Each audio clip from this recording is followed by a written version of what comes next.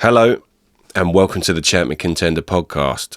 Bit of a different start from us today, but I'm having to sit here to explain to you that there is no footage to this video. Me and Fabian are absolutely gutted, and it's with a heavy heart that I have to explain that Fabian's laptop was stolen from work. So yeah, bit of a bummer, and we just want to apologise to the Bracknall for losing the footage, but their interview was without a doubt one of me and Fabe's absolute top 3 episodes, and we need you to hear it. It's so good. So stay tuned, listen to the episode and enjoy. This is the Bracknall Champ Contender. The Champ Contender podcast. Hello and welcome to the Champ Contender podcast. My name is Joseph J. Jones. My name is Fabian Collymore. I'm a singer-songwriter. And I'm an ex-athlete for Great Britain. And we interview the champs and the contenders of this world all the way from my little pub in my back garden that my missus let me have.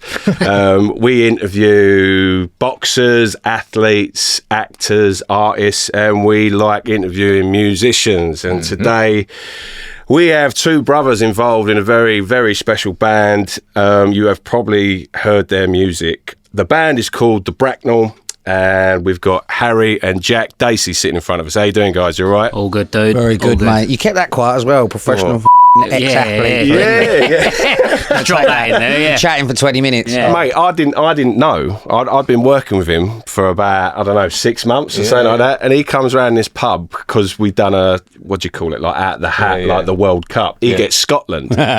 Scotland are playing, right? I've got at school, sounds a bit weird because we worked in a school. It was a party. And we've come back here to watch the Scotland game. And he's gone, mate, this is a podcast. I was like, oh, right. I didn't really think much of it. And he was like, I used to do it like, because, I was a GB runner and that. I was like, what? I said, what? And it was like, well, what can we call it then if we was to do it? And then the name's that. And we're plugging the show before we've even talked about the band. It works, boys. You're on to a winner. Yeah, hopefully. But listen, Hope so. Harry and Jack, tell us a little bit about us, who you are and what you do. Go on, mate. You want to go? Yeah, mate. What do we do? Yeah, we're just in a band, really. Brothers in a band. The old cliche. Just loving it. Yeah, like rock music, all that stuff. But yeah, man, we've been cracking away for a long while. Time, yeah. And things are starting to get going now, which is good. Well, we've got a mutual friend in Ross Inwood. Big up, Ross. And we were saying this off air, but I guess the podcast deserves to hear it. We've met loads of times at parties. Got me over the last 15 years. Yeah, probably. Yeah. And I always remember your mum and dad as well. Like really proud of you. You know what I mean? Mate, like, still are, man. Yeah, definitely. Yeah. And it was always a weird thing. We'd speak and get together and dance together, and it'd be all right. And we always knew we did music, and we never spoke music. Never said a word about it. No, I just don't get it. And I see. It's because no one wants to be that boring at a party, do they? Go, I'm in a band and all that. So it just never gets said, does it? No, it don't. And I don't know. Like, I mean, the guests listening or like people listening probably say, "Shut up, Joe. What the you talking about?" Because I talk about myself a lot on the show. But you sort of have to when it's your show. But yeah, you don't. I know. Yeah. I digress and go, I did this thing. But you don't want to be that guy, do you? You don't want to be like, look what I'm doing. Yeah. I think that's sort of like the Essexy East London sort of. I was going to say, I think it's a personality thing. Yeah. I don't know whether that is just where we're from. Like, get on and do it. You don't. I don't know. Yeah, maybe that is it. Like, we just don't do that, I suppose. But so brothers, obviously, like, did you have dreams of being in a band when you were younger together? So I always poxed about on a guitar and wrote things, but I never told anyone. And the story about how the band started. So we went to, there's a music festival in Spain called Benicassim. It's called something else. Yeah, some big festival in Spain. So we were out there, and we just lied to a load of birds that was with us that we were in a band. So we lie about it for years. Yeah. We played the Thursday before anyone got here, man. It was wicked, just bullshit. And about 4 days into this festival, this group of French lads came round. Oh, you in the band? Yeah, where's it? Handed me a guitar. So the 2 lads that started the band originally just looked at me like, jig's up. And I just took the guitar and played a song that I'd written. And then gave the game away because they went, you did not write that. So they gave it away. But then after that, so like from then, this was, I don't know, this is 15 years ago. And from then, they were like, we should actually do it. So on the way home from that festival, we went on eBay and bought the drummer a drum kit for 50 quid and the bass player a bass for 50 quid. Played.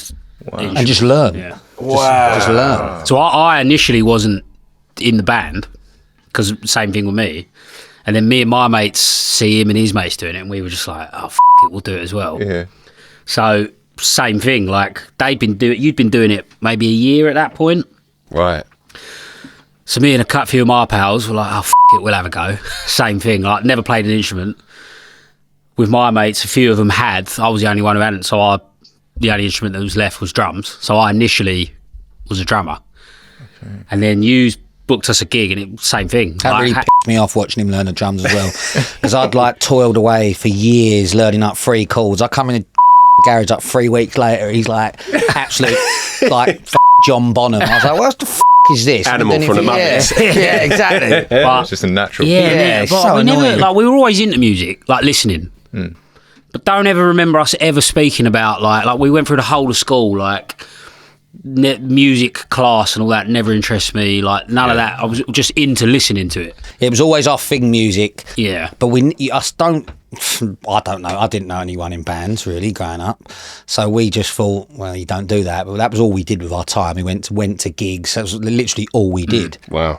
And then we just literally fell into it. So is it a collaborative effort, like writing the songs as a band, or like you said, you sort of hid away and did writing yourself? Do you take the lead on that? At the start, I did. At the start, so that the original band was obviously just me and the guy who plays drums, Dan, who he's got absolutely zero interest in sitting and writing a song. So back in the day, and it was a couple of our other mates, and just because I had the jump start on it, that is how it happened. Right. But the version that we are now, we became, it's well collaborative. So there's like really, we suppose we got 3 songwriters in the band. Oh, wow. That all come like, oh, I've got this thing, I've got that thing, and then we all muck in. So someone's the jump off point. Like our guy who plays guitar, Ed, like he's a wicked songwriter. He plays it. Yeah, he's a phenom. Wow. And Harry, and so there's always like a jump off point. But we've always gone 4 ways on everything, man. Like we collaborate, That's the way it should be, though. Yeah, definitely. You know what I mean? Yeah, definitely. I think it makes it easier, and it also makes you feel like you're a part of. Do you know what I mean? It's quite hard. Like, don't get me wrong, there are songs where he comes in and he's got it fleshed out. But I think we're great at he'll come in with the bones of a song, but we're great at letting us all figure our own stuff out on it. Yeah. And I think that ultimately is the reason we sound the way we do. Yeah.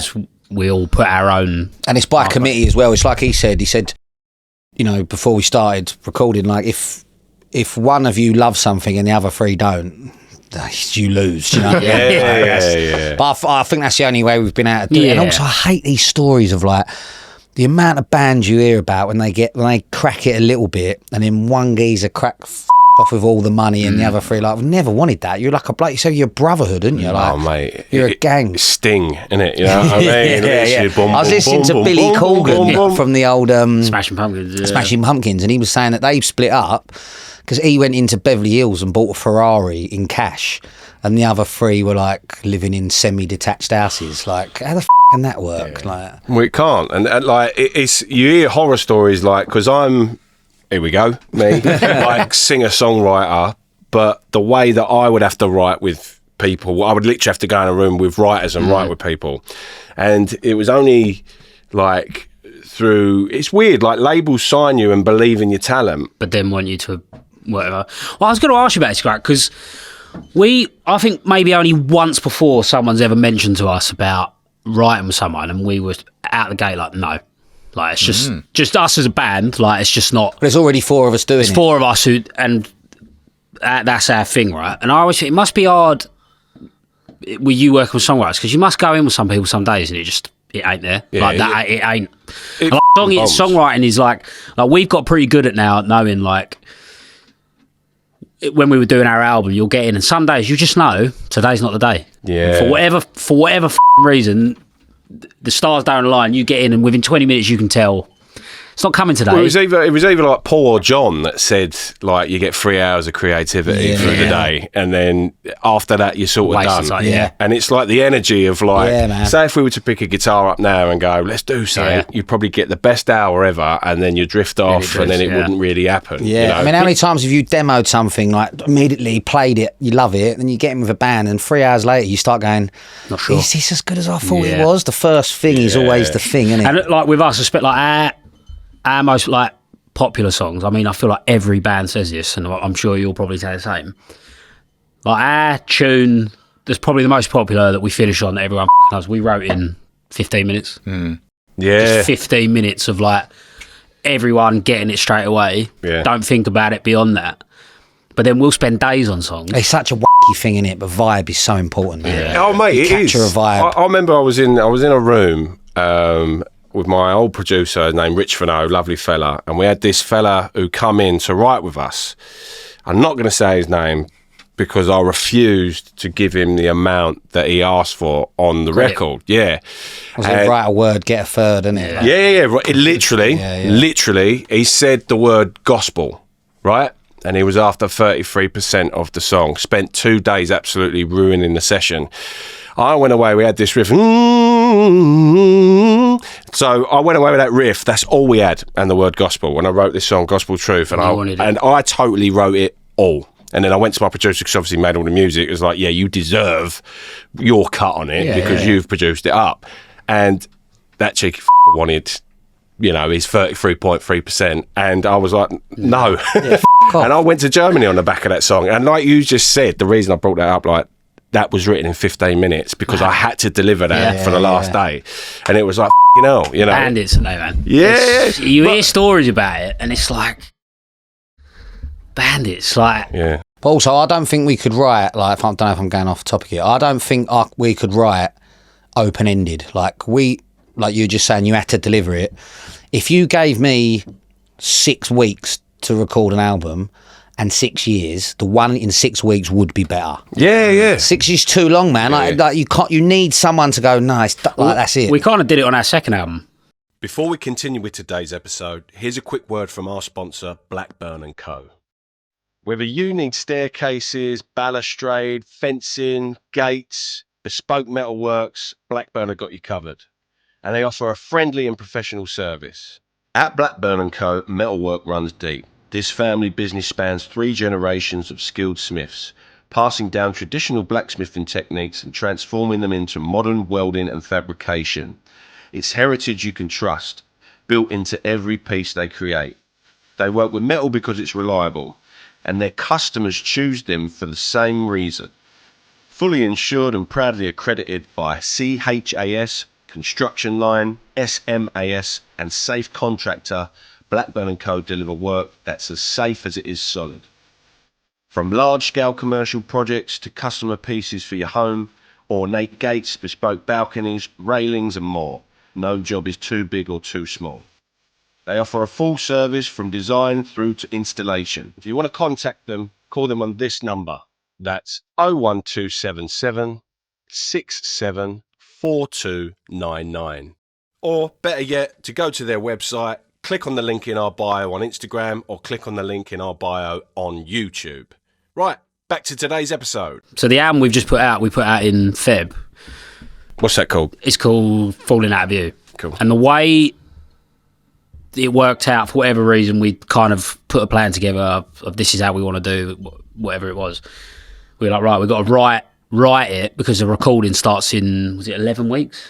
And we had one song done. But like Jack said, we at the end of it, it's like the proudest we've all been of a body of work. Like it's just couldn't have been happy about it. But had we not been given an 11-week thing to do it, I'd still be writing it now. Yeah, still be doing it. Yeah, because when is it done? It's the pressure. Yeah. Like, and some people thrive off that. Like for whatever reason, we for 11 weeks went down our studio, hankered down for 11 weeks. And at the end of it, like We had too many songs. Yeah. But that's never That's a the bad beauty of it, thing. exactly. That's Like- never a bad thing. And I was exactly the same because of the pressure. And it's like a boxer training for a fight. If you're Yeah. going to train for that Yeah, fight, yeah. 12-week camp. Yeah, 12-week camp. Yeah. Like I never really write unless there's a purpose to write. And that's, everyone thinks as a musician, oh, I bet he's locked away, doomed, and like breaking his heart. Yeah, And the yeah. reality is, actually, it's sort of like, if there's not a point, It's hard, yeah. what's the point? I'm pretty Like- similar, man. I'm not one of these people that's got like.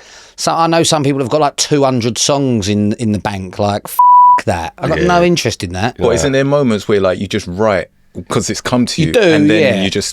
you bank that? Yeah, so I do, but like, well, maybe I'm just not as creative as many people. But like, I've probably always got 2 or 3 like ready. But I know some people that've got like 40 voice notes. Like, to be fair, Ed, who's in our band, like if you said to him tomorrow, play me 50 tunes, I bet he's got them. Yeah. Yeah. Whereas I'm similar to him. Like I'll noodle away on a guitar. Like I'll always have a guitar around and playing around with it. But we'll be like, so for the second album, pretty much had nothing, and then we're like, right, 2 weeks time we're starting to write it, and we all came in with like 4 or 5 bits. So you give yourself that time to sort of hanker down with it. But I'm the same. I can't force it. No. I can't sit I there also and make the mistake of thinking that everything I write is the absolute But it probably, like, say, because you focus in Yeah. on that one thing, you know, if you put time and effort into one specific thing, it's going to look beautiful. If you're a craftsman, it's going to look beautiful. If you have to do about 50 of the same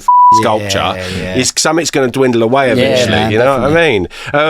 Ross, I asked Ross to ask you one question. hilarious. So Honestly. his question was quite a poignant one. He said, "What's Poignant. Yeah, quite Ross, are we talking about Ross? I've got a story about Ross from Bilbao, by the way, and you ask me this question and I'll tell you if he's... Yeah, we'll do that. We'll make a little clickbait for Ross after. What's the song "Unclean" really about? Is it clean? Yeah, that might be the only thing he's hilarious because he's done that. That might be the only one we can't actually. Someone in our circle did something very unclean with an unclean person. That's all we'll say. That is it's the song. The song title "Unclean" is the most perfect song title for a thing that you've ever. And that song started off as a mistake. Right. Like we used to just play it in the room as a wind up. Wow. Like not even in the wind up. We used to just like someone would play it and then we'd all play along, and he'd just make new words up every time we did it because we just thought it was funny. And then one time, we all banged in. He was like, "That Sounds Yeah. And then it turned into a song, but. Oh, go on. You can pull Ross's pants down now. What was the Bilbao story? That divvy right?" So Just to preface, I love him dearly. Like he's my oldest mate. He is a moron, right? in the best way possible, though. Like I don't know if you know, but Tottenham Hotspur won the Europa League last Wednesday. So When? so we went gone to Bilbao, right? So me and there's 6 of us or 8 of us have gone. So Rossi's boy's birthday was the day that we all went. So Right. we all went Tuesday, day in Porto, get to Bilbao Tuesday night, had a skinful, go to bed. Rossi's he's flown in early Wednesday morning, and he's getting a car, driving up to our Airbnb that we had. So we rung him, right, Ross, we've got 3 hours for our cab, buy a load of beers, load of food, we'll hang about here, then we get in a van in. Yeah, don't worry, leave it with me. He here he goes. Yeah. He turns up, right, like a king, walking up this driveway, right? He's bought 5 crates of 0% Mahu. It says Mahu that big, 0.0% that big. Wasted everyone's day, in fact. That's the poignant guy that we're talking about. Oh, wow. Big up Ross, though, because Ross has got us in some very good guests. Yeah. You know, Elliot Warren. So, I mean, it seems like it's a good friendship of, you know, sort of creative people. And He's a good lad, Ross. Yeah. He's also the clown in one of our music videos. He's in one of our videos. yeah, he said you promised him some more acting jobs and you haven't delivered on it. He always asks. He's like, when we were at the gigs, he's like, does anyone ask like if the clown's here? And I was like, I always think no. We played in Leeds about 3 months ago, and someone actually came up to me and was like, "Is the clown from your music video here?" I was like, off. They're actually asking about him. I texted him. I was like, Geezer's asking about you, man. No way. Yeah. But yeah. What's the biggest show and the best show that you've done so far? Biggest is last week. yeah. Well, I suppose. Yeah. So we've done some big like support ones. Like last week, we played at the Roundhouse. We supported a band at the Roundhouse. Our own one's Ballroom. Yeah, we played the Electric Ballroom the end of last year, And that was. which was mad. It was mega. Yeah, that was nuts. What's that cap? 1,500. 1,500. Quality. But you think about it, 1,500 people, like, and I mean this in the most genuine way, DIY band, literally do it yourself, because that's what Ross has always said to me, you know, like they've had no help. They've gone on to do it all by themselves, you know. Yeah. So like to see a room full of 1,500 mad. people like watching your gig. That is never not weird. Like we've cut the way we've done it as well. It's been great because it's kind of gradually built up. But I remember me and you were talking about this. And like the first gig we did post lockdown, where really in lockdown we kind of focused on a lot of the like social media, mate. It's all the like the social media stuff and all that, and that's where the fan base started to grow. Pre-lockdown, we'd play to people, and 5 of them were our mates, right? Wow. And that was what we were doing every week. And then started cracking on in lockdown, like because no one had anything to do, you couldn't go out and do anything. We kind of switched our focus to like, right, let's bite the bullet on this social media thing, see what it's all about. Like started working with our mate who we were talking about earlier. Yeah.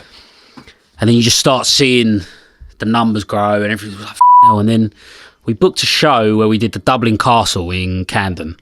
Right, good venue. And that's wicked venue. It's like a proper classic. Played that. Brilliant. Amazing, right? It's like a classic venue, like Madness are playing in there, Coldplay, like all these famous bands. You two got signed in there. Yeah, it's like a bit of a like one of them venues, and it's 190 cap or 200, something like that.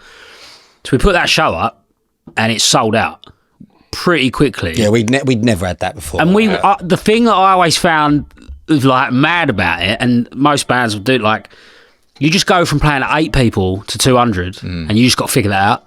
Like, figure that out. Like, get up in front of that amount of people if you've never done it. Don't yourself. Like, That's what I was going to answer. play well. Like, and it's funny, like Ballroom, I remember standing side of the stage, like we were watching a couple of support bands on. And I was standing side of the stage with Dan, a drummer.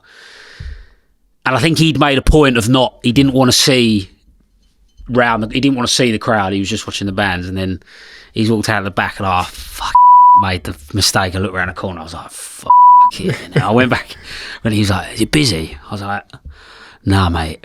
Like, I thought, if I tell him, he's going to fuck around him. And you walk out like, and then you're in your head about it. Because when you're up there, you're like, there's 5 of us facing that way, and there's 1,500 facing the other way. And you're just kind of up there and you've got to figure that out. Like, and it's such a weird, especially for us, where we've kind of done it sporadically. Like we did the Dublin Castle, and then we did the Underworld, which was like 500, and that was mega. And then we did Theatre, and that was 700, and that was amazing. And like, it's always, we've done it progressively where it's got cooler and cooler, but it's still, like we always laugh about it, I still have the same thing before every show where I'm like, I hope people turn up. Yeah. Like I have this weird, almost imposter syndrome where I'm like, we've sold the tickets, I know they're sold, but I'm like, I hope people turn up. Like I still can't get that out of my thing. I remember like literally having a song being played on BBC Radio 2, Radio X, like, and I had 8 people just in a room, like one man and his dog almost, and I was like, what the is this all about? Yeah, like if you don't have good marketing. Oh, mate. And I was signed to a very good label. And it was a good, credible label. I remember when we came, we were at a festival, and I remember, and you were there, and you'd played, and you said you were on Communion. And I remember that was a massive stage. I remember saying, that was a big, and I remember saying to Jack, they're like, because at the time I knew like Mumford & Sons were massive, and he was Ben Lovett was, it was a real thing, and there was the buzz around like the cat, and I remember saying to Jack, like, mate, Communion's like, that's a big thing, like that's a big deal. I just think the lay of the land's shifted like massively. I don't know a single person who's had a positive experience who talks to me about signing with like a label, a big label, a half decent label. It's got a good story about it. No. People make the mistake of thinking that because they've got that company under their name, they know what they're doing. Yeah, and it was interesting. We had a mate of mine who is an A&R and we sort of wanted to get his take on like the lay of the land of record labels now, and like what's really the point of view if everybody does it themselves, you know, literally DIY in it. And even he was like, you know. That's why they're doing these 360 deals now, ain't they? Where a record label takes cut of your live, of your merch, because they know they're Well, do you know what was do you know what's funny about it? He told us, like, he said it in the pod, so I'll say it. But he was like, you'll be surprised how many people put in their contracts now that they don't want the record label to be a name that's on anything seen. Really? Yeah, so it's like they'll still get funding, yeah, but for like, say for people... We've heard things like this. Oh, We've heard, mate, like they, bands that are like proper, we do it ourselves, but actually they're machines behind them, yeah. The thing is, it's like, we are from a lay of the land, and I mean, we're working class people, right? And it has always been for me, and I don't know for you, like literally doing it ourselves, right? Yeah, man. Even to me getting signed, it was all off your own back, off my own back, yeah. And then me like forcing them. Come on, what the f are you doing? This is the other thing that I like that wigs me out. Like again, same with all our other mates who got signed.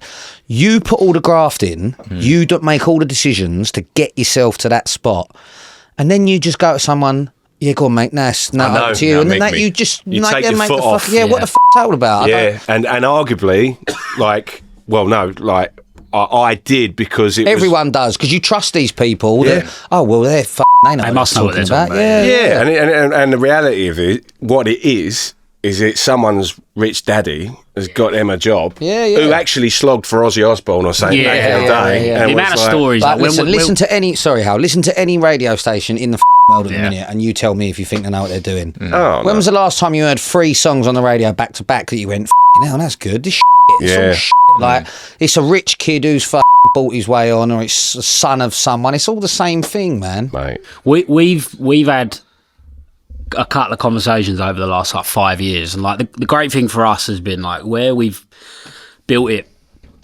doing it ourselves, we kind of get to a point where people start to take notice. But like over the last few years, like we've had conversations with people where you come out of the room and you're like, what the f*** were they going on about? They use like, a million words and say nothing, and they say, and it's all and it's mate. like no, just like we're very like, I think it's where it's a funny one for us as well, where we thought, where we're a bit older now, I always get the vibe that labels are used to speaking to like youngsters. 19, Kids, 20-year-olds who you hear that thing label record deal and you're and listen, when I was 19, 20, I would have been the exact same. Your eyes... You think that's making it. You think... Whereas... That's it. We're grown men now, and like we have these conversations with people and we're like, just cut the like... And we're not really... Yeah, and we're also not enamoured by like the buzzwordy of the industry where it's like, come on, mate. Like, because we were all in bands when we were younger where you're playing gigs, so and so's coming this night, so and so might turn up, and you hear all this thing, and then you realise like,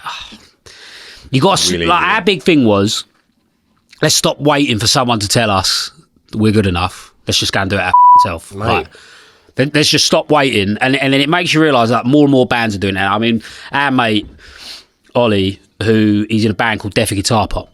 Right. Don't know if you've heard him. They're like this. He'd be a mega person to talk to, man. He's like, what? His whole outlook on it is just mad. It'd blow your mind, man. Always open with people coming on. He's one-on-one. Like we've always said, every major label in this country should be knocking on his door saying how much. Because what he basically was in a band called States for Motion. They were wicked, like proper good indie rock band. Like we used to go and watch them. Like great. Signed to a label, didn't work out. He fell out of love with it. He basically, around COVID, maybe a little bit before it, sort of thought, I'm going to start writing tunes. And he's always loved ska music. It's always been his thing. So I'm going to do that. I'm going to do that because that's what I love to do. Start writing ska tunes. And then he spent a year basically learning like online marketing, music marketing and all the like socials and stuff. And he's just like, it's his job now. His job is being a musician. And he's done it himself. But he's done what a label will do. Basically, the idea of a label is, right, they're going to say, all right, the only thing that we have to do is we pay for our own recordings and stuff. Yeah. But we're lucky with the fan base that we've like cultivated that we do, everything we do is we do crowdfunding. See, that's I'll probably pick your ears more about that afterwards. Yeah. Like, but that, I mean, tell people listening on the podcast, like, what is that? What is crowdfunding? So to make a record nowadays, like whether you do it budget or you do it properly, like I say, we did our last record with guy Chris Marshall up in Glasgow, and he did the Jerry Cinnamon stuff. Like, he's mustard. Yeah. And so even if you don't do it to like that level, and you want to go into say you want to record 10 songs, you've got to go into studio for at least 10 days, mix it, master it, have it pressed, get it out there. It costs a fortune. So what we've done is, like, we're lucky enough that just through the years of like selling these venues out and music videos, we've got a base of people that we know love us. So we pre-sell the albums. So it was like pre-sell it on like CD, vinyl, T-shirts, just loads like of meet the bands, like pay us a certain amount of money, come to rehearsals, pay a certain amount of money, we'll turn up and play an acoustic thing in your living room, anything we can do to get the number we need.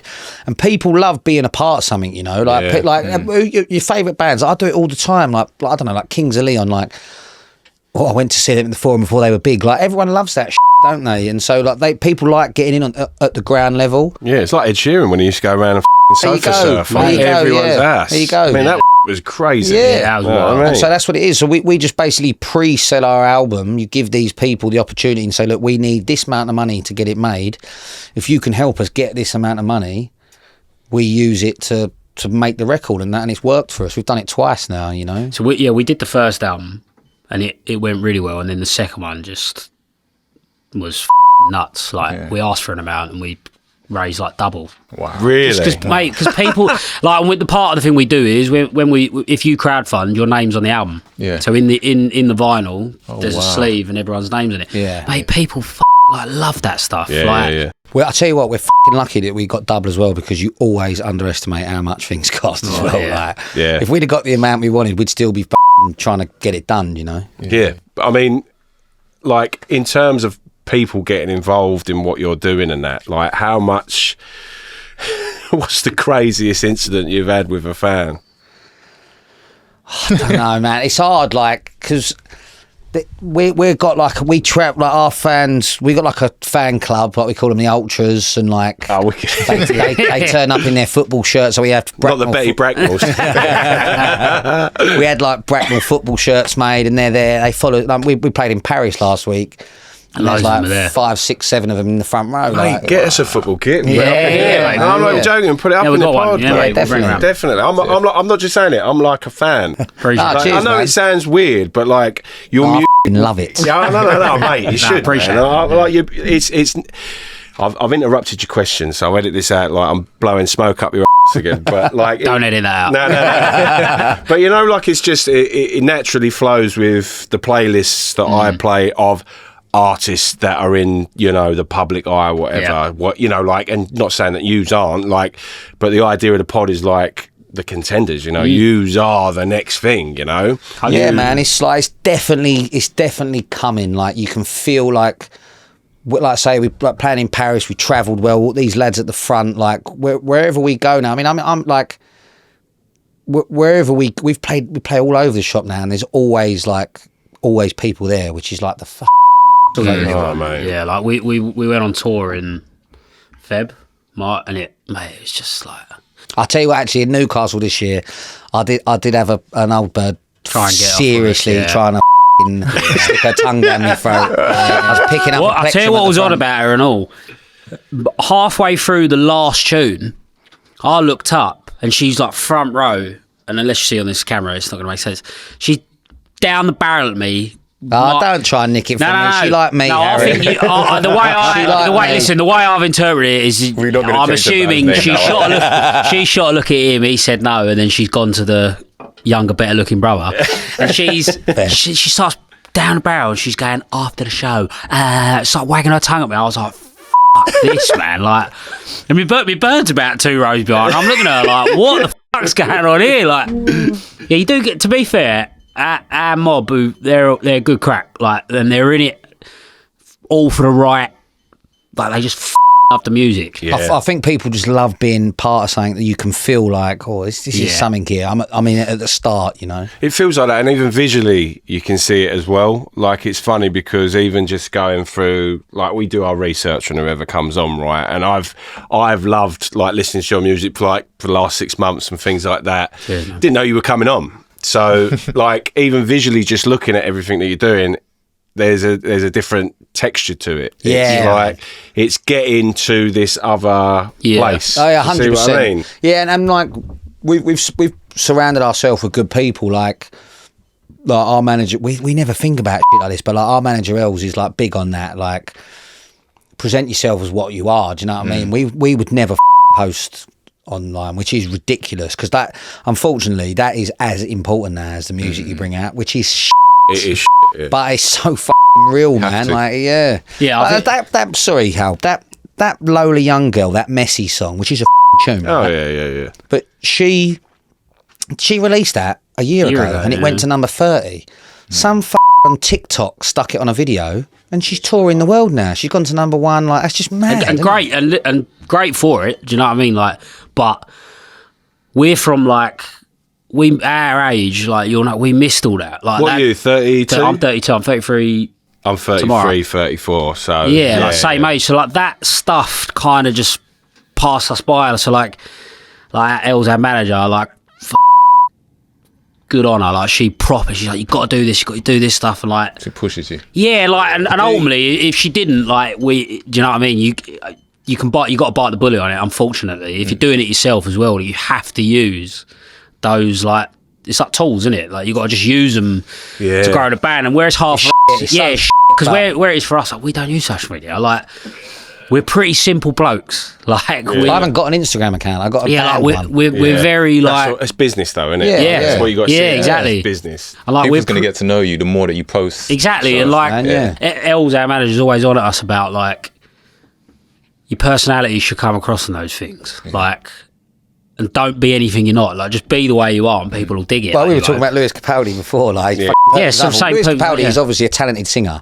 Lewis Capaldi ain't Lewis Capaldi without the fact that he's a funny as well. Yeah. You know what I mate. mean? Like, that's part of it. I remember like reading like a little thing online, like, and it was really about the time, because Communion was like a label, like we said, that was in the eye and stuff. There was Rag and Bone Man, there was Sam Fender, there was Tom Grennan, and then there was me and involved in this thing that was like, who's the next name? And it was like, I always sort of, I wish I never played it so cool, because I know that I'm pretty much a bit of a nutter. Like, I f***ing am. Like, I'm pretty mad, really, and I wish I'd have just listened to Let that come out. myself more than what oh no, we want you to be like a James Dean, man. And it was like, yeah, but That's what, mate, these people don't know what they're talking no, about. and you're right. What you said before is that, like, you know, we trust those people too much. That's why I'm sort of happy that yous are just doing it on your own. You know, we won't talk about labels and things like that, but it's like we were involved in pretty much the same sort of vibe there.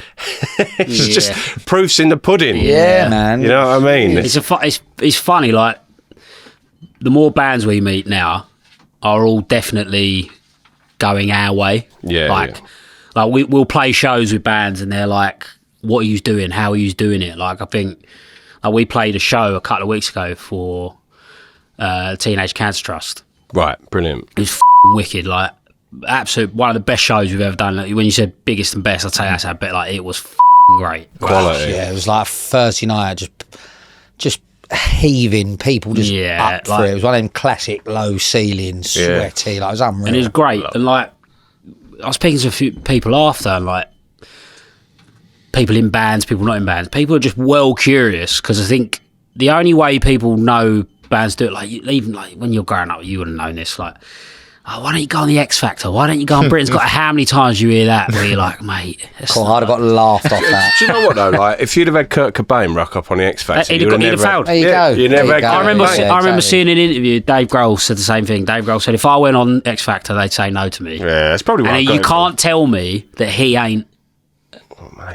He's one of the best frontmen. Like, and it does show you, like, you know, there's a version of it that you can do, and I think it's great now. Like the amount of bands who we've come in contact with are all doing it their own way. And it's like this is the way. Like it kind of shifted. It shifted power a little bit in that like. If you focus, like, ultimately, the thing I remember years ago, this is when I was playing drums in a different band, and we had a guy come down and watch us and wax lyrical about us. Just a big name in music. It was a big name for a big label, and he was like, one of the best bands, the tightest band, great. Blah, blah, blah. All he wanted to know, though, was how many Instagram followers you got, how many Facebook followers you got, all this stuff, and we were kind of like, well, not really. The hard thing is, though, his reasoning for that is hard to argue. Yeah, like what he was basically saying was like, why would I sign you when there's a band who I might not think they're half as good as you, but they've already got a fan base there, and through the prism of business, which I do get, it's not smart. But like, the smart business is you take the band who've already got the fan base. The problem is now, like back in the 90s, labels just took punts on bands because they loved it. Like, we've had people come in the room and it don't feel like they listen to the music anymore. They're kind of waiting for you to finish to then be like... What's the numbers? That's how many tickets you sell? And it's like, come on. It's like yeah. Do you think labels are worried now, though, of bands that are just doing it themselves? Yeah, absolutely. Yeah. Well, I think when you look at the deals they're signing, like these 360 deals, like there's obviously little things we did our second record on the crowdfunded one, and we got a sniff like a couple of weeks before, like that it might chart. So we were like, right, okay, let's actually. So we paid to go to a fulfillment centre to chart it. Had this big push of our fan base, like let's get this charted, you know.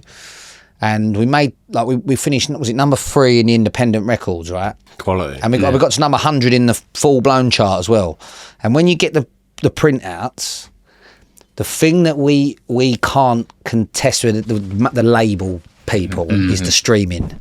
Like they put money behind it, and they're paying for playlists and all this shit. So there's certain things that they're still monopolied on. Yeah. But there's a lot of shit, like when you look at like we outsold some of the bands that we outsold that week, and we're like, listen, we're f***ing 4 nobodies from round here. Do you know what I mean? And we outsold a lot of these people. You're the Bracknall. But character cuts across. Yeah, so man. You've got plenty of character, you know, like, and I remember being on the label, and it was like, you go on my spot, I probably shouldn't say it, but you go on my Spotify and things like that, and you see like, millions of streams and stuff. But that's because I was with a label, like you say, that had money in the back pocket that could spend. Who would be on the back of this? Let's feed it to those ears. And those people follow on, and then they stay your fan base, I guess, whatever. But I mean, it's to do what you guys are doing. I'm jealous. Like, I really am. Like, I think it's great. Cheers, man. Look, there's obviously good things behind being with a label. If you get the right label and the right people, like the one percenters, like distribution and all that. Shit. I knew Elvis walks in. Yeah, all of a sudden, cool. I remember there was a guy. He's called Nick Raphael, and he signed Sam Smith. So when Sam Smith was, coming up and all the rest of it, and he signed him, and I met Nick Raphael when I was 14 years old, and he called me the Wayne Rooney of the jazz world because I did all the swing. I did all that. I was like quality, but again, feeding all the whole. But like that is a fantastic little shit. If that you got to take that, 100%. The Wayne Rooney. Like him. When you intro the pod, that's what you should do. I'm the Wayne Rooney. That was the Wayne Rooney jazz world. That's what you got to go with, man. Listen, who influences the band? If you were to give me like 3 names, who influences the band? Every one of us would give you a different one. Like Go on in. So mine are I suppose mine are. My big thing is like the last like great rock and roll era in British music. So like my favourite band of all time are the Verve. Oh wow. Ashcroft's just untouchable for me. Then you'd probably have Oasis, but then I also love like Springsteen and like those like the real songwriters Dylan and like it's all over the shop, and his will be completely different, Go on in. Yeah, I think a lot of it as well is like where he's a singer-songwriter, his thing is grounded in a lot of that, like the Ashcroft stuff, which I love the Verve. I suppose I play guitar in the band, so my stuff is kind of dependent on that. So a big thing for me would be the Verve as well. But I love bands like, you ever heard of War on Drugs? Yeah, of course, mate. War on Drugs are unbelievable. Yeah, like they're it. Stone Roses, like Stone Roses? Love the Stone Roses, yeah, like Unreal. Yeah, like, so all that, like a lot of the 90s stuff, like anything 90s rock will pretty much. Like, that was us, wasn't it? Yeah, well, this is the thing, and it's kind of what you're saying, like that last great era of music, for us anyway. Like, I know that the early noughties was great with all the indie stuff, and like that was great, like we love a load of them bands, but that like 90s Blur, Oasis, The Verve, like Suede, like all them bands, like it spawned a lot of yeah, man, and like and that Charlatans, yeah, like that stuff's great, and like, but then like you go for it, but like our other guitarist who is just he's a 1%er. I always like on the guitar, and he's just unreal. Like his band is the Chili Peppers. That's his Chili Peppers and Hendrix. They're his thing. So it's like we all have different like vocal points, but we're all into the same.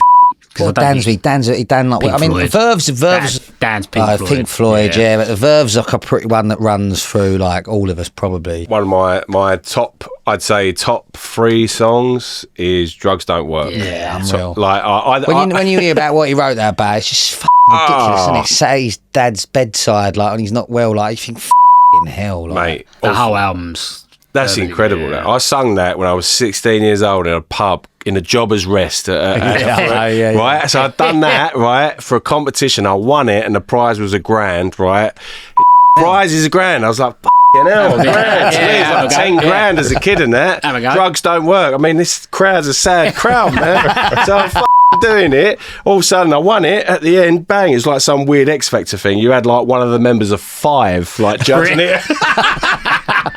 great band, mate. Great, mate, get on up. Yeah, mate, that pop band. But man. we did it, and then all of a sudden they go, "Oh yeah, but it's $1,000 shared between 5 of you." I was like, God. yeah. You know what I mean? What a waste. Yeah, what a waste of the drugs don't work. I know, exactly. And then that's when the drugs started. Listen, we got a game. Mate.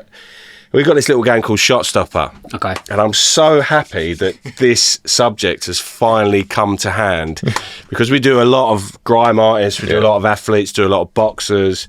The idea about Shot Stopper is that you put 2 names up against one another and you have to pick one. If you can't pick between the names, it's a shot. Right. I'm not taking your shot today because I know you guys can drink. So you take your shots. I won't do you wrong, just be a thimbleful. Go on, mate. But this is Shot Stopper.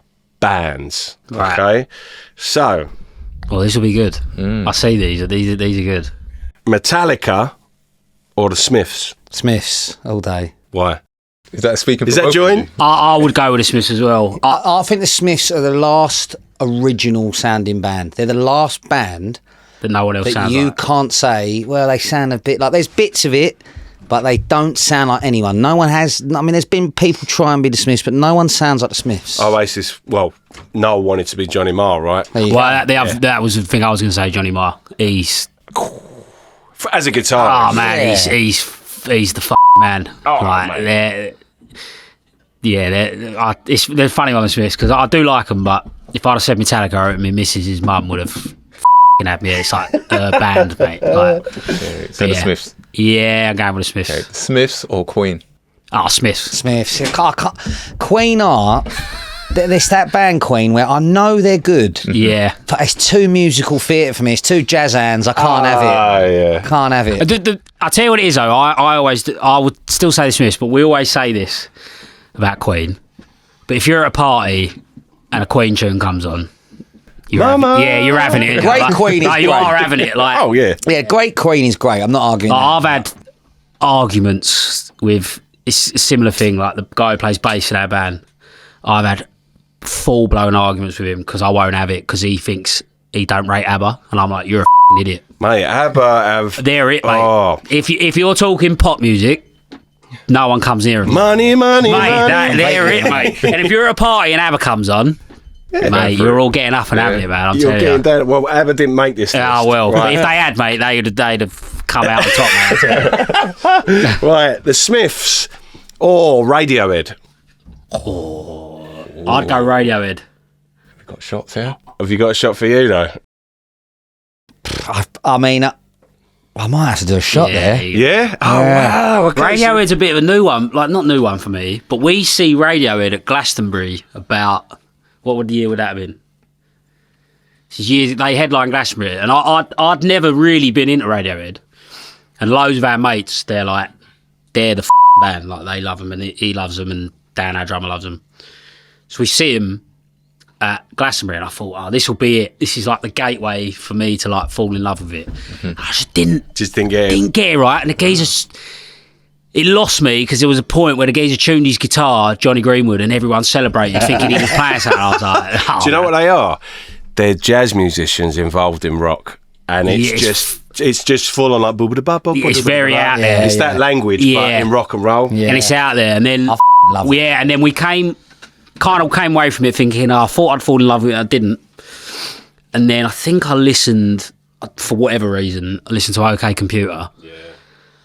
And then ever since, like In Rainbows for me is the one I listen the Bends. Yeah, but this is the thing, like every time I listen to them, I could tell you a different one, but we'll be here all day talking about No Radiohead. Surprises, a beautiful song. Yeah. I'll play that to my little girl as a lullaby. Like, Mate, yeah. What are you having, Jack? I want to do you a bit. We go whiskey. It's crazy how you've got so much different styles in music between the four of you. Yeah. But you just blend together. Yeah. Is that right? Yeah, I think like little one. we're all into. Gin. So like we're all into the same stuff. I think our like loves are quite different, Yeah. but we're all quite good at like. Yeah, we're all into the same stuff generally. Yeah. But yeah, our like points of interest are So different. all over the place. Yeah. Right, Where we at? we're starting again. It's you, man. AC/DC or Fleetwood Mac. Fleetwood Mac for me. That's gonna Go on then. Shot. Do you know what? AC/DC, me and you have debate. I can't give you an explanation why. Yeah.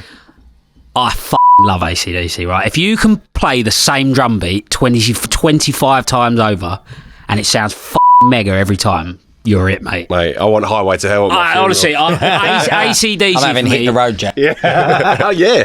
What do you want? Gin. Got vodka, Rum as well. rum, or we got I'll go rum.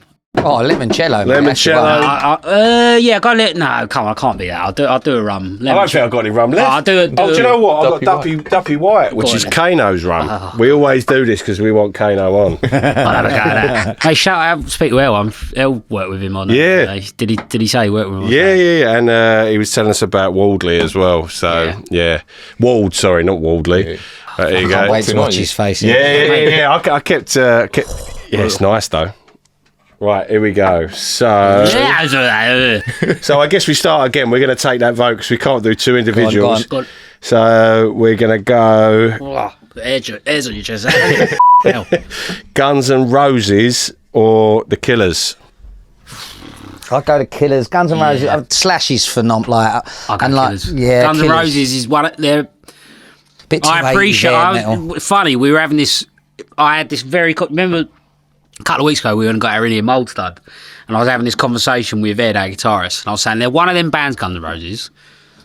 I appreciate their importance of like what they did for the time. Just does nothing for me. And Appetite for Destruction's a great album. Yeah, but I like, listen to more and Killers. the same thing. Like all the big ones, great. It's rock porn, isn't it? Yeah, exactly. That's exactly what it is. It really is, yeah. Whereas 22 minute. The Killers. I feel like the Killers as well. Like when they came out, that first was it Hot Fuzz? First Hot out? Fuzz, yeah, yeah. like Good, yeah. that was a bit of a moment. Like, and even the second one, is it Samstown? I love that. Yeah, the big one, isn't it? I'd go Killers. He's a bit Springsteen as well, isn't he? Yeah, Old, with Yeah. Sam Wellington. Brandon yeah, Flowers. yeah, definitely. Yeah, I'll go Killers on that. Okay, Killers or Pink Floyd? Floyd. Pink Floyd. Easy one. They're going to take some beating here. Yeah, Okay. we did. Have you ever heard of the where you watch it when you watch like what is it? Basically, you smoke as much weed as you can possibly smoke. you blow your brain out. And you start Dark Wizard Side of of the Oz. Moon. Wizard of Oz. and The Wizard of Oz. So you watch The Wizard of Oz. Oh, yes. Third line's roar, you start The Dark Side of the Moon, Okay. and it syncs up. It's mad. Yeah, so wild. it's pretty mental. We can do it without weed. It's I'm not wild. sure. Yeah, no. There's little It bits like is there's all the wild. clocks are going off and she's running along off like When the great house is gig in going, the isn't sky, it? the house is going up in the hurricane. And she's going and then as it's coming down, it goes and as she stops, it settles. He grabs the door handle, turns it, and money starts to go down. It's It's wild. mad. The thing is, I think it was wild, but I might have just been so out of it. Fragging No, I'm out. saying, honestly, I was like if you freaking go out on in the corner of the YouTube room. now, I think it's called Dark Side of the Wizard. Rainbow. Dark Side of the Rainbow. Dark Side of the Rainbow. And you can just watch it, and it syncs up. It's mental. Yeah. Okay. Wow. Check it out, Okay, all right. Don't leave the pod though. Stay on. So, Pink Floyd or Nirvana? Pink Floyd for me. Wow. Nirvana are one of them. I'm well on my own with this. Again, appreciate how Right. brilliant they were. Full music, not my bag really. Really? I think I'd go Nirvana, only for the amount I listen to it. The amount I listen to those two, like in utero, for me, it's like it. Oh, Yeah, I'll go Nirvana. Controversial. I'll go Nirvana on that one. but- okay. Both Nevada. I'll agree with Nirvana because I get what they done. Yeah. Like, do you know what I mean? Well, They're 'cause you like don't wanna really show Floyd, important because I but- don't want to show. Make it clear that Floyd are All right, Nevada or Oasis. Oasis. Yeah. All day. Don't need Oasis. explanation. No. They're like, they're. Yeah, It's almost become like uncool to say that you love Oasis because he's like, oh, of course you do. But, But the way the world went when Yeah, they're man. back. Went Do you know nuts, what? didn't it, man? Absolutely gutted, and it's the only point I'll ever get to say this on the podcast. My missus works for a company, a media company, and they got tickets.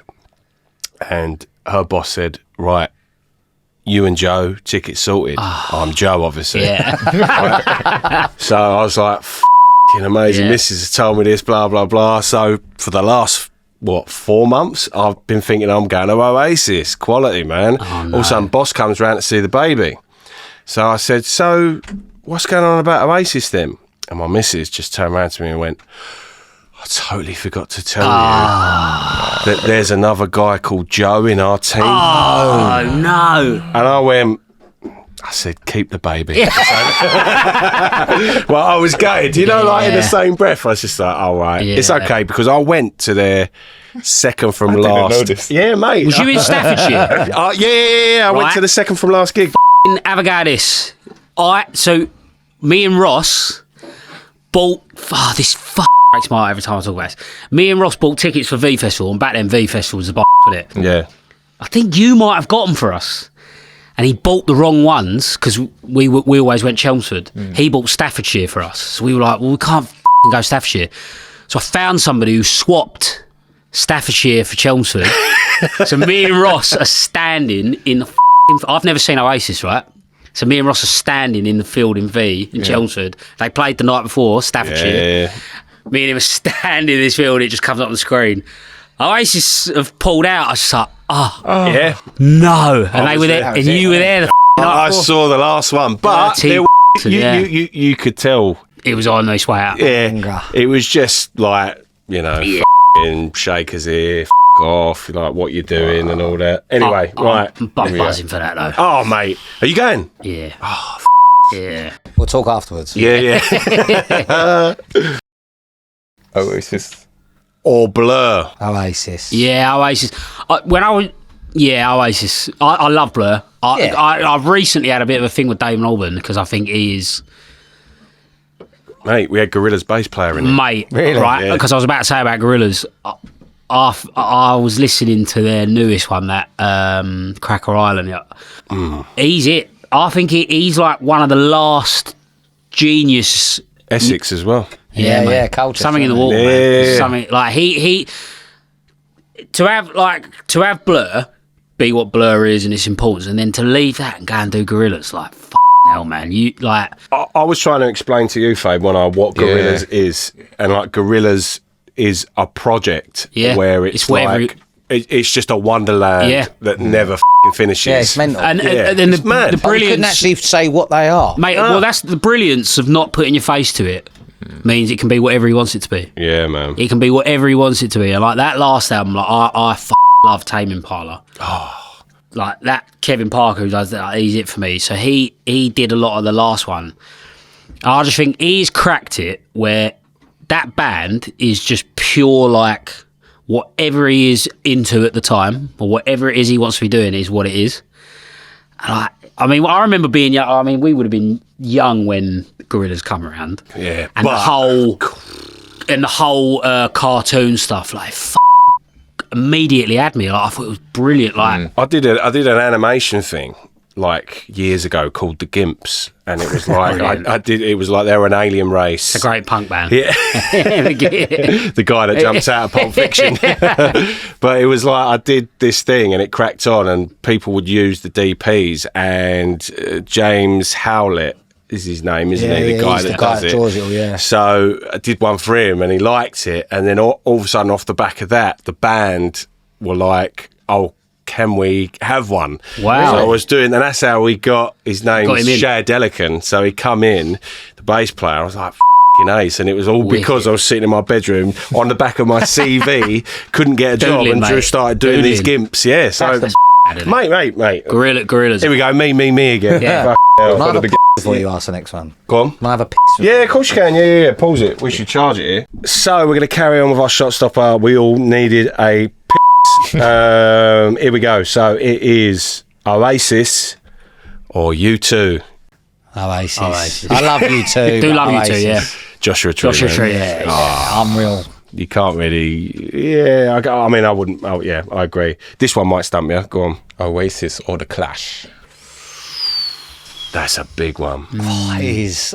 London. Yeah, I do love the Clash. Again, like the classic, like Train in Vain. What an unbelievable tune! But I'd still go Oasis. Yeah. Like, if you're talking like, I mean, especially our age. yeah, Like, yeah, Oasis, I man. f***ing love the Clash. Yeah. Yeah.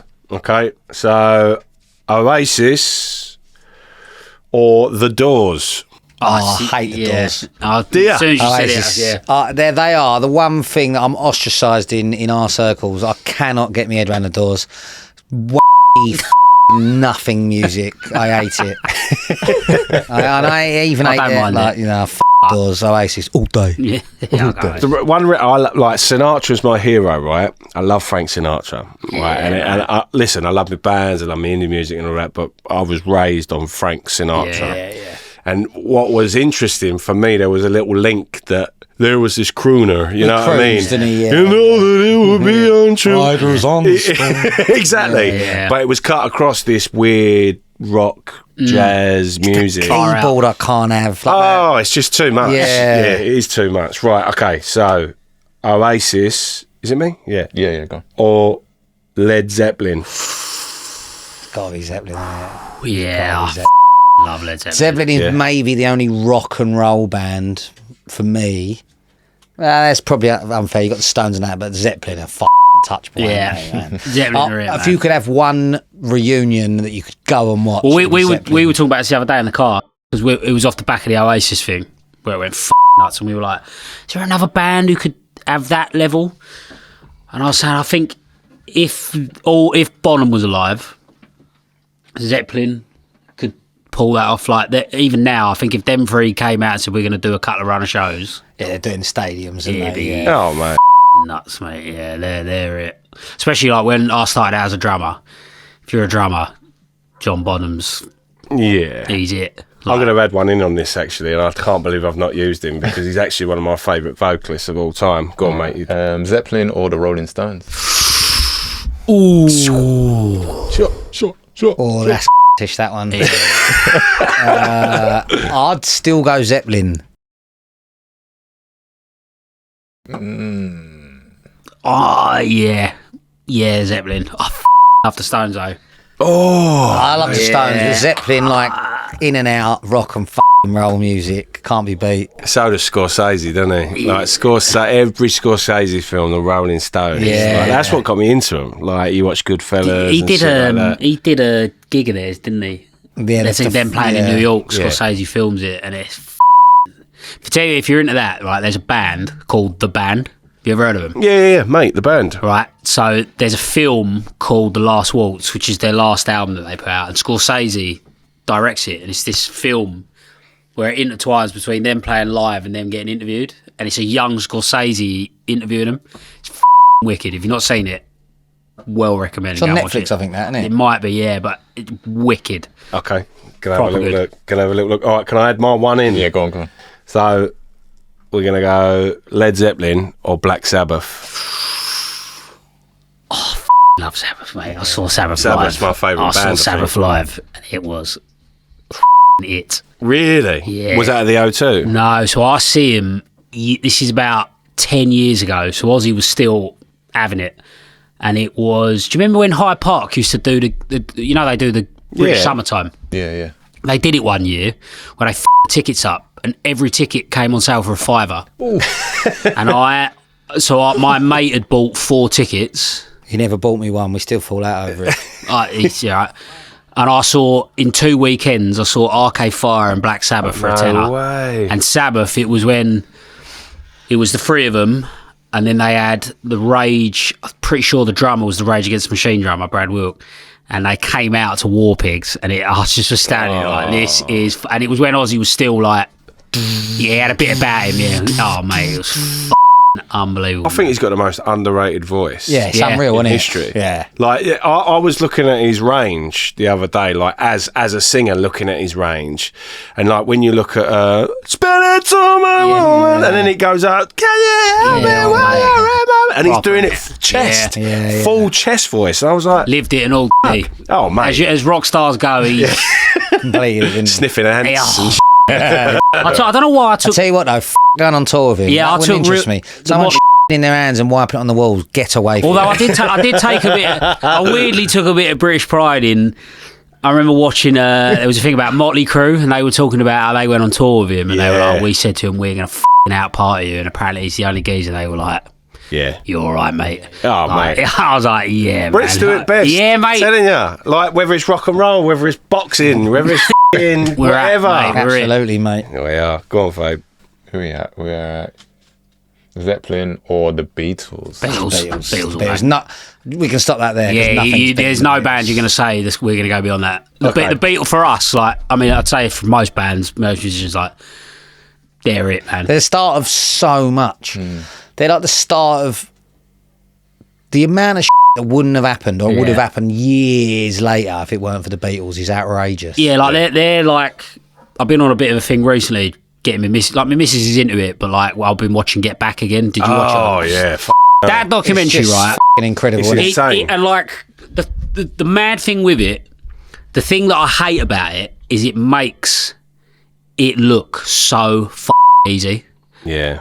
and they're just sitting there writing some of them. What about this called? Yeah, and they're sitting there writing There's- Get Back, and he's noodling away, and it's like, and the thing that's brilliant about it is they are, when they go in the music room, they're 4 normal geezers like every other band who have gone in with musicians and sit down and go, right, what should we do today? Oh mate. And mate, they're it for me. Like they're the You know, the band wouldn't be the band without Ringo, right? But let's put Ringo aside. This will never happen in history again, where 3 men, so George Harrison, Paul McCartney, John Lennon, happen to be Three of in the the best. same area and joined the same band. That is and mental. you They always bumped say, into yeah. each other on a bus. Like- That's that, three of the that- best songwriters ever. Luck. It's 3 yeah, gods. Mate, but Yes, that makes you yeah. believe in like fate. Yeah. Yeah. Like, how can that be a thing? Who's your solo? Who you picking? Them three. Solo wise, Like of them 3. listen, It's It's John. It's John. Yeah. It is Yeah, John. And yeah. it's sort of like It I'm is going John. in my head there. Like a lot of things went through my head there. Like Paul McCartney and the Wings. You know what I mean? Like the Wings for me did a lot of stuff like musically that I was very influenced by. well into. But just John himself, and Yes. he was punk before punk. It Yeah. was just like F- you all. This is what it's really all about. Like even down to I just love. Like when both my parents were born around the same time, and when they turned 64, you know, like when I'm 64, yeah. dun, dun, and you hear all that. I know that's Paul and whatever, but you hear all those little songs, even those little ditties. You think, quality, mate. and then you hear like Lucy in the sky with diamonds. So good. It's when we were in primary school and used to sing songs. We used to sing a Beatles song. Yeah. I get by with a little help my friends, and it's like how mad that they just it covers everything, doesn't it? Like that. Like, see, for me, my favourite album is George Harrison. All Things Must Pass. Like that for me is like it. But then we were saying like. It's like if you said to me, what's your favourite Beatles album, it changes weekly. Yeah. I couldn't John give Lennon's you... just such a cool and it just goes so far in my eye. Like, Mate, but you like thank God for the Beatles, because you wouldn't have had Oasis for our generation. Yeah. And it was, I know they probably, apart from hates it, but they love it as well because of. He loves Lennon, you know, and no. Oh, you can tell, you can hear the influence. Oh, mate, you can hear the influence of mine off. Yeah. But yeah, without them, I mean, this seems a bit pretty pointless now to say the last one. Who was the last one? Just The Beatles or the Who?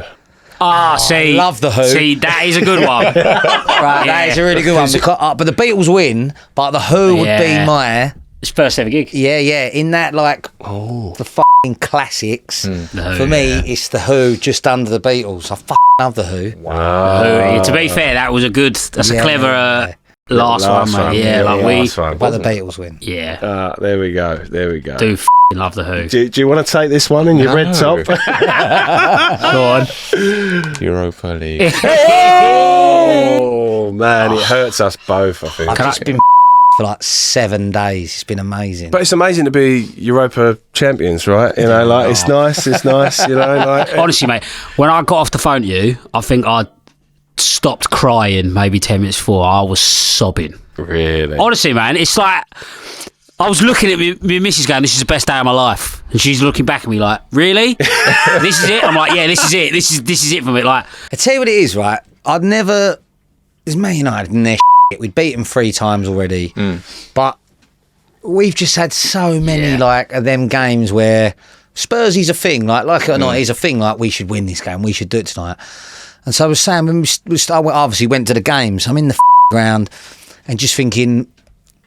I think we can win, but I'm not sure we will. Yeah. And there was the first time I thought we were going to win it was that Lenny Yoro had a shot in about 95 minutes, and he screamed Went over out the bar. stadium, mate. And it was the first time I thought we might win this. What, that late? Yeah. Because it's hard. Because It's hard look at when, the history of us and the history of United. The history of us is like those moments where you go, how have they done that? And United, they nick them late goals. I think it's one of them games as well. Like, if you watch back, if you're a neutral, you probably would have called it well early game. Yeah, the amount of people They're I've gonna win spoke to have said they never look like scoring.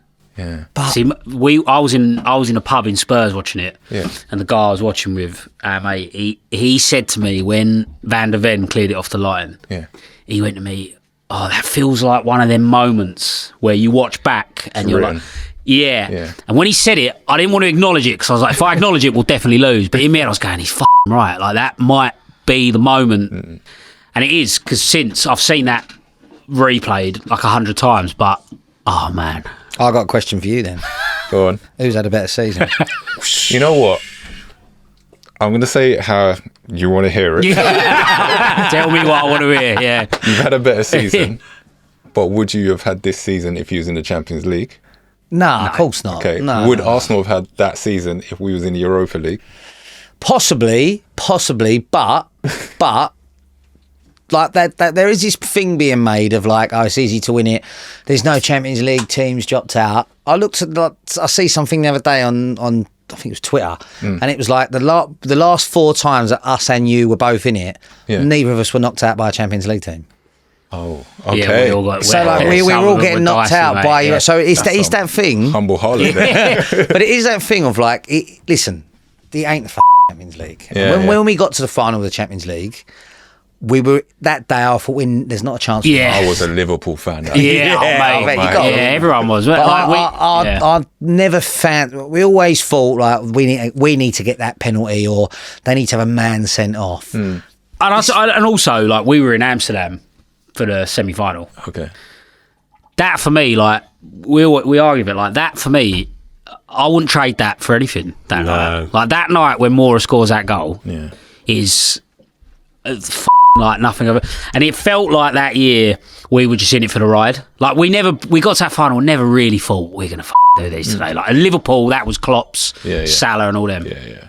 This Mane one as felt... Was it Mane as well? Yeah. Proper So this one felt different where I felt so nervous because I was like, we can win this. Like, we're better than these. Like, although we've been we beat them every time we played them, you'd go for our 11 and their 11 and you'd probably pick more of ours, like maybe being biased, but it was the first time we've been in a final because like even the last like 5 finals we've been in, 2 of them against Chelsea, like peak Chelsea teams, Klopp's Liverpool, Man United, you know what I mean? We were never going into the games like, God, we could do it today, whereas Wednesday was like, we might do it, man. And when we did it, it was, Do you know what? I'm going to say this as a West Ham fan. Had we been in that Europa league, we'd have done it. Do you know why? Right? I'll tell you for what, right? So, Moyes' first Europa, yeah? that was the year, the Frankfurt year. Yeah. That was the I thought, really, sorry, cut in, but I was playing drums for my mate's band, and he, the singer, and he's a West Ham fan, big West Ham fan. And that year, I remember, who did you beat? Was it Leon? Yeah, we beat Leon. Was it that the year, the game before Frankfurt? That was that year, yeah. Right. So I remember you beat, and I remember thinking, "Hell, these might do this." Like, I don't like that. Like, nah. And I remember watching the first leg, and that, to be fair, that Frankfurt team were good. They were good, and it got the goal went in straight away. They scored in the first like 50 seconds. Away goals counted back then, didn't they? Was it away goals? Yes, it did, because Bowen just missed the overhead kick on the bar, and I'm there in the Bobby Moore going, no way. Yeah. I remember we played a gig the night of the second leg, and our singer's playing, and halfway through, I just remember him looking at the back of his brothers at the back of the room watching it on the phone. He was like, "Cheers for coming tonight," and he went, "Tugboat, how are we looking?" And I just saw a shadow in the back of the room go, and I thought, like, you had a red card, wasn't it, early doors in the second leg? Was it Creswell? Yeah, Cressy. He got done both, because he did it against Leon, didn't he? Did it was twice, the same. Yeah, he did it twice, and like, there's a football minefield. There you are, mate. But them teams, you always get it. You kind of had it the same time the next year when you were in it. Leverkusen, like it's the same thing. Like you run into them teams who, in that moment, like used it. Like we didn't. I was going to say, mate. And listen, we've gone out. We've been knocked out. You're just talking about knocking you out. We knocked out, mate. Yeah, but was it the same? My thing with it is we've won a trophy. We've gone out. We've gone out before to teams and teams we beat. Like that year, we were Mourinho and we went to Zagreb 2-up and lost the second. Like we've gone out to far teams and the teams we beat. Like so, I think, and also we needed a bit. That Bodo Glimt, they not give off. They were shit, weren't they? Yeah. That Danish team. Like, we on the radio the day of the game. Like, we don't think we beat them 3-0. They were fucking beat them 3-1 in the first leg. And they all came out afterwards and were like, well, we nicked that goal, so we'll win this now. Like, what? Off. we were in Paris the night that they done news. Who? PSG? Yeah, we had a gig in Paris. In hell, they are nuts, them ultras. Mate, they were shooting. We're driving down the old Champs-Elysees. They're shooting fireworks at the cars. It was mad. Do you know what's mad about it? Relief when news went out. But the bad thing with Paris is it's like the size of London, but they all support the same team. So imagine if everyone in London supported a team, it'd be fucking nuts. Do you know what I find weird, right? Like you touching on that, like. Say if we were rugby fans, we'd all be supporting each other. Yeah. Like it's mental. I know, but it's a tribal thing, isn't it? Yeah. But it's mental to think that, like, why can't we be more against the Northerners, or why can't we be more against the deep Southerners? You know, like, why is it that we're all on each other's backs when really? I don't know. It's because we live with each other. Yeah, I don't because we're around it. Yeah. Like our mate texted us and he said, after the game, he said, I wanted you to lose because I didn't want you to have fun without me. And he was like, you went out there and you had fun. But it's because we're around it. Like, you grow up you're in school, Arsenal, Chelsea, West Ham. Yeah, exactly. Like, and is there anything better when you're in school? Going in on the Monday when you've just done them on the weekend. Like you go in thinking, I'm going to fly into these when I get in. When we won the conference, right? Oh, mate, we took pelters off our mates for it, man. But that is the game. And that's the whole... Yeah. When you do that, you have got to go in with 2 feet. You've got to fly in. Oh, of course you have. And do you know what? No one now, this is as a West Ham fan and you as an Arsenal fan, no one can say dust trophy cabinet. Honestly, you mate. won. It was the biggest thing for us, man. It was like, and don't me wrong, look, no, you will not find a Spurs fan in the land that thinks that we were good this year. We were dog shit. Yeah. But how many times have we been good? And not one Not one call, and everyone's gone, yeah, and but it what is you earn, the like- most Spurs thing on earth to finish 17th and win a trophy. It's like so. Like when we were in Paris, we've got a mate who's an Arsenal fan, and he is you, Alan. fucking unbearable, right? And I remember saying to him after you got knocked out, I was like, "Can you imagine if we go on a win this now? Like what this is?" And honestly, I texted him 12 seconds after the full time. I flew into him. I was like, "This is beautiful." Like because, and especially as Spurs fans, like I've grown accustomed to just having my heart broken and then waking up the next day and getting mugged off for it. Yeah. Like it's just the life of being a Spurs. Like the amount of and I got to wake up last Thursday. I sent out about 400 messages. Oh, It was mate, like, yeah. Oh, you've got it to was be unbearable, beautiful. haven't you? Yeah, you What's got the it, point mate. I've otherwise? waited 17 years to do it. Like, You know the pressure Arsenal would have been under this week. if we'd we had won got it, through Yeah, and yeah. you had won, well, you did. And if we had got through, the pressure this week would have been. what did you Well, do you think? remember when you got to the Europa League final against Chelsea and Yeah, we had Champions Liverpool League. the week after in the Yeah. Champions League final? Pressure was on. And we were, I was It weren't thinking, weeks, it was like days. yeah, It was yeah. I because remember watching you thinking, We lost 4-1 in, yeah, in yeah. Baku, right? But Yeah. that was like a thank for that. Yeah, Same yeah. thing. If you'd have won that, we'd have gone into that thinking, oh, for sake. Yeah. What do you reckon then, Arteta? Is this his Keep him.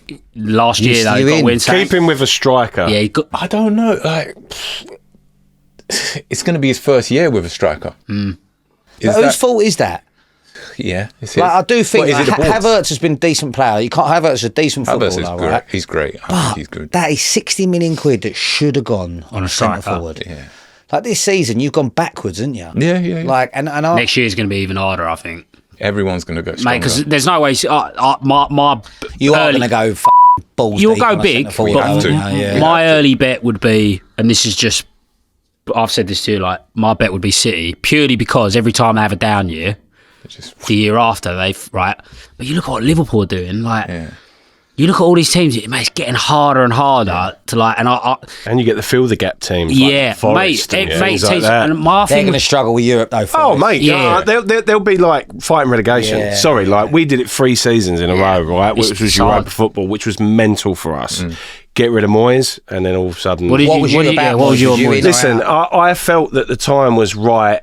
I'm going to be honest. I felt the time was right for him to move on because it had just Run its course. run its course. But I love Moyes. I think Moyes is brilliant, and look what he's doing at Everton. He Unbelievable. deserved. I'm glad for Moyes because he went back to where he was meant to be. Yeah. And I tell you what, it wouldn't surprise me if they go and Have a run. get a Europa He's spot. mate. He is.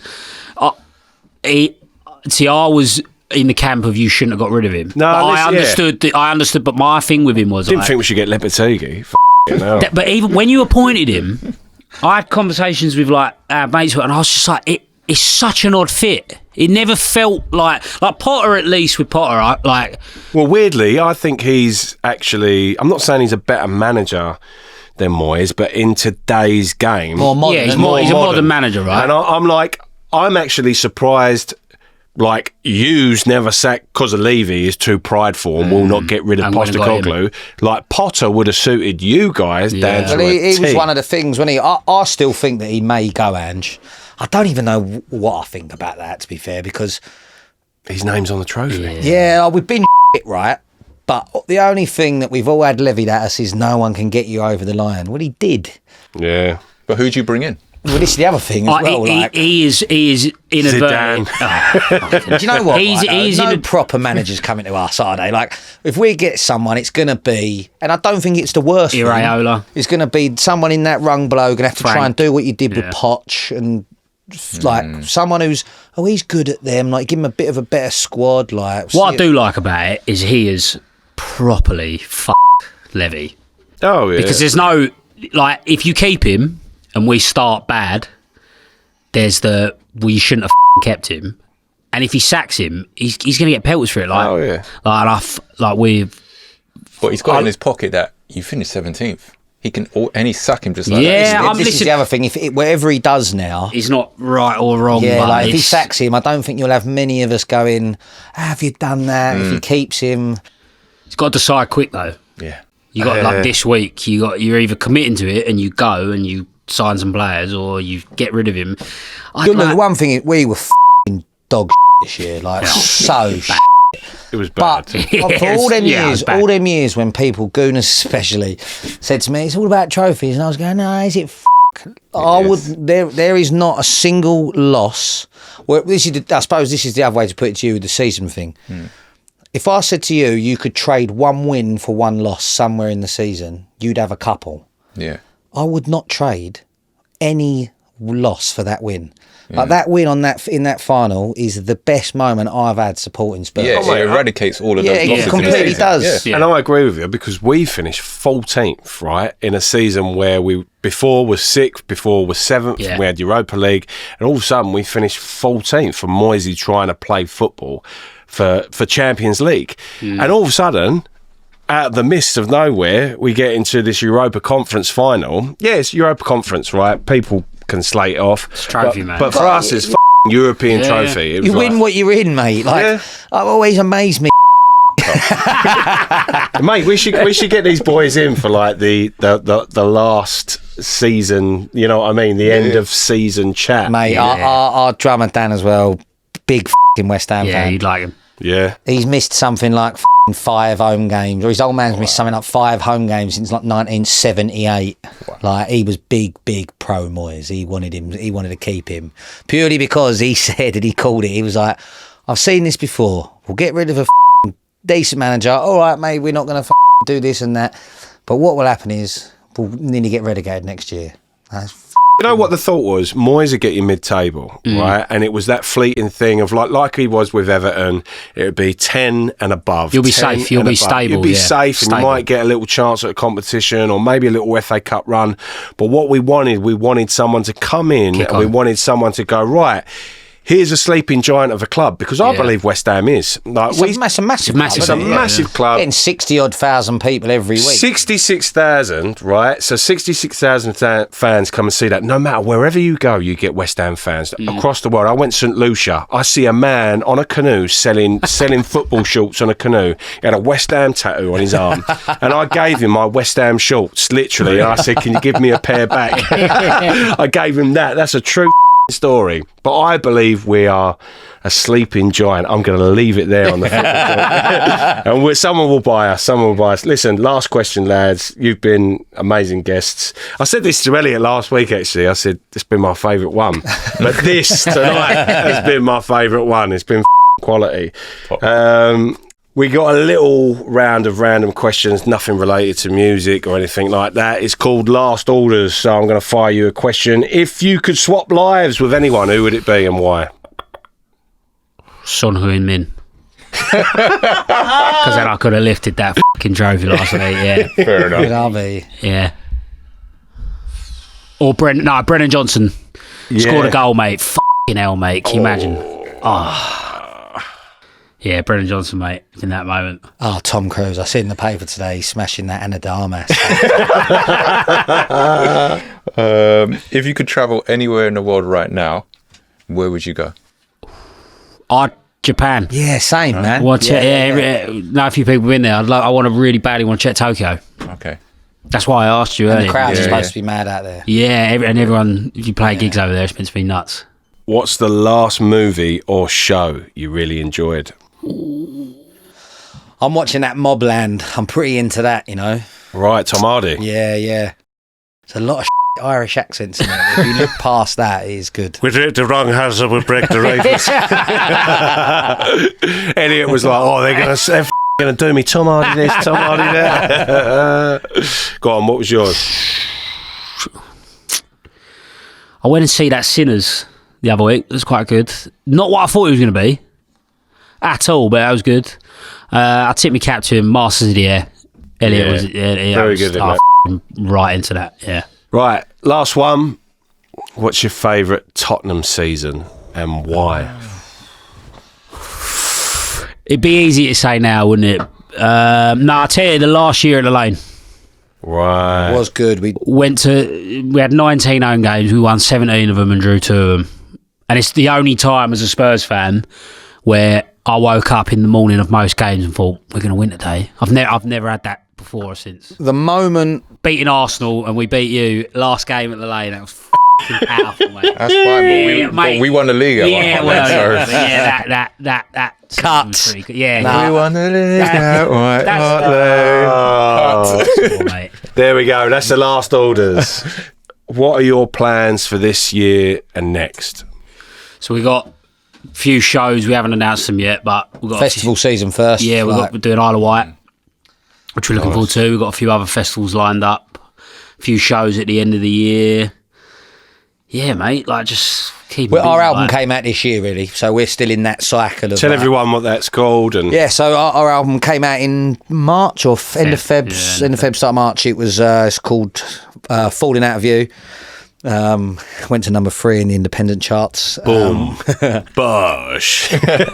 And yeah, so we're touring that. Really, we did a tour at the start of the year, festival season. And then we'll cap off our year.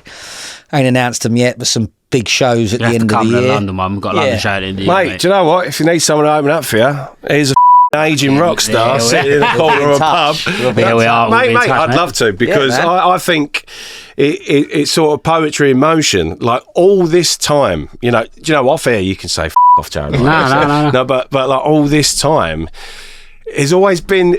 It's almost like this lovely little Mexican standoff that just never Who mentions it first? Yeah, who's going to mention it first? And because of Ross Inwood, well done, Ross. Yeah. Like Done something. yeah.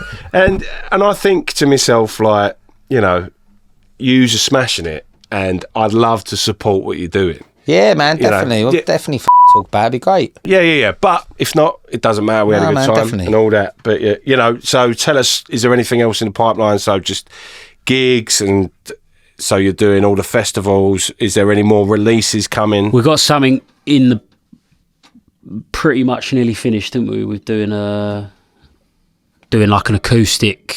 This will be out in July, so if you want. Yeah, I reckon we'll have. Yeah, Take there's a them few things in the pipeline. We're going to. There's another single to come off the record. We've just done an acoustic. Basically taken a load of tunes off the first and the second album and done like an unplugged Quality thing. So that's finishing up. We've got a couple of days in the studio to finish that up, and then it's gigs, bit of that, bit of this. But At some point next year, we'll have to figure out the next album 3, mate. Well, if you need any writers, I know you like keeping it involved. Yeah, well, mate. But listen, if you need a fresh pair of ears on, I'd love it. I'll tell you what, use the space, man. I wrote most of my literally, like a lot of my songs in this little space. And you can get pissed, you can do whatever you like. I'll be down there with a baby. You just do whatever you want. What advice would you give to any up and coming bands? Mine, I suppose, would be get good people around you. Like we've figured out now, like we've got a good team of people around us. Like we've got obviously us, the band. We got our mate Silky, who does helps us with marketing. Our manager Ellis. Like we've got a good team, and we've just not waited. I suppose that all leads into the biggest thing is we've never waited around for someone to tell us what to do, when to release, where to play, what to play.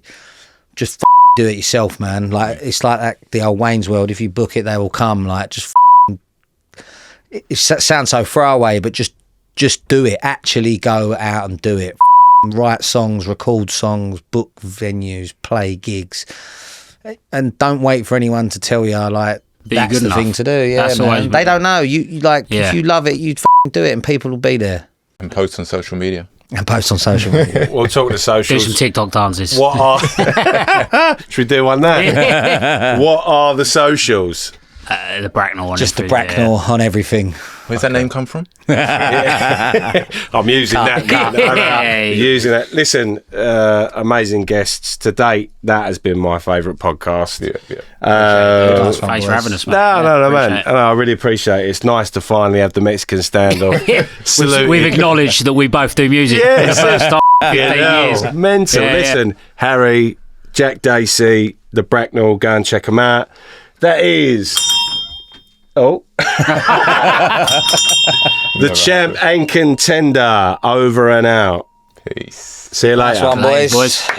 That was class, honestly. Thank you. Cheers, boys. That was Thanks for wicked. having us. That was quality. Cheers, guys. Love that. Thanks for letting us Thank you, talk. mate.